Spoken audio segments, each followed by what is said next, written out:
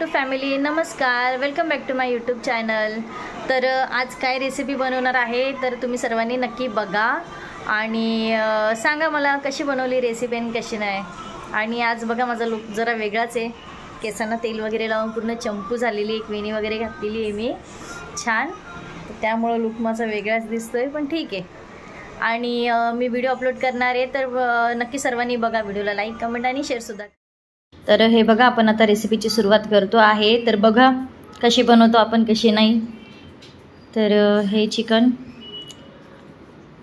आणि इथे टोप आपण ठेवलेला आहे गरम करायला. तेल गरम झाल्यानंतर इथे आपण लसूणची पेस्ट टाकलेली आहे. लसूणची पेस्ट टाकल्यानंतर परत आपण कांदा टाकायचा आहे. तर 2 कांदे चिरून घेतलेले होते मी आणि बारीक होते 2 कांदे.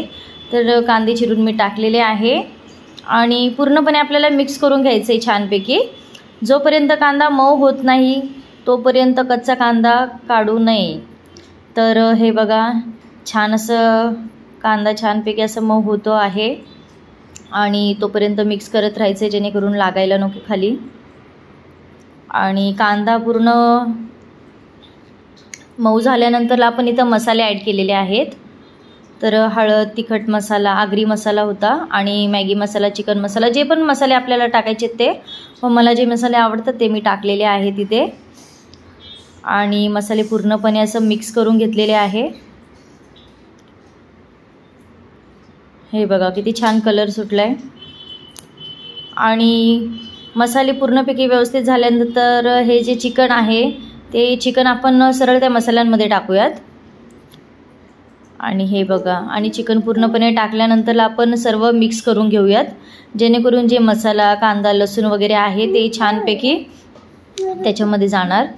आणि पूर्ण मिक्स केल्यानंतर आपण थोडा वेळ याला झाकण लावून ताटावर पाणी ठेवून, आणि हे बघा 5 मिनिटानंतरला आपण झाकण काढून ही जी ग्रेव्ही केलेली होती मी, तर मिरची, कोथिंबीर, अद्रक, लसूण आणि खोबरं याचं वाटण होतं तर ते वाटण मी यामध्ये टाकून पूर्णपणे मिक्स करून घेतलेलं आहे. आणि मिक्स केल्यानंतरला थोडा वेळ ताटावर पाणी टाकून परत ते झाकण लावून बघा 15 ते 20 मिनिटानंतर आपलं चिकन पूर्णपणे शिजून एकदम मस्तपैकी रेडी झालेलं आहे. आणि चिकन हे बघा, मी चेक केले पीस, तर पूर्णपणे छान असं शिजलेलं आहे. मीठसुद्धा त्यामध्ये गेलेलं आहे. ग्रेव्ही, रस्सा छानपैकी झालेला आहे आणि सुगंधसुद्धा खूप छान येत होता. आणि त्यानंतरला मी त्याच्यावर कोथिंबीर टाकली थोडीशी, कारण की मला सवय आहे की मी चिकनवर किंवा कुठल्याही भाजीवर, व्हेज नॉनव्हेजवर मी कोथिंबीर थोडीशी तरी कापून टाकतेच.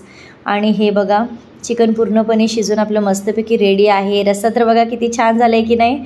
तर बघा, आणि हे मी 5-10 मिनटासाठी अजून स्लो गॅसवर ठेवून देते झाकण लावून. आणि तोपर्यंत आपण बघूयात आपल्या भाकरी. तर भाजी बनली आहे तर भाजीसोबत आपल्याला भाकरी किंवा भात तर लागणारच. तर मी भात काही बनवला नाही कारण की माझे पुरं भाकरी खातात आणि त्याच्यामुळं मग मी भाकरी बनवल्यात. तर हे बघा, अशा प्रकारे मी भाकरी बनवून घेतलेल्या आहेत. आणि बघू आता शेवट आपलं चिकन. हां, हे बघा, तर छानपैकी असं आपलं चिकन बनवून पूर्ण रेडी झालेलं आहे. मी जे 5 मिनटासाठी ठेवलेलं होतं मग मी बंद केलं आणि बघा किती छानसं आणि खूप छान झाली रेसिपी. मला तर खूप आवडली मी बनवली तर. आणि हे बघा, या पटकन खायला, तोंडाला पाणी सुटले की नाही, पटकन खायला या सर्वांनी चिकन आणि भाकरी. आणि रेसिपी कशी वाटली मला नक्की कमेंट करून सांगा आणि लाईकसुद्धा करा व्हिडिओला आणि संपूर्ण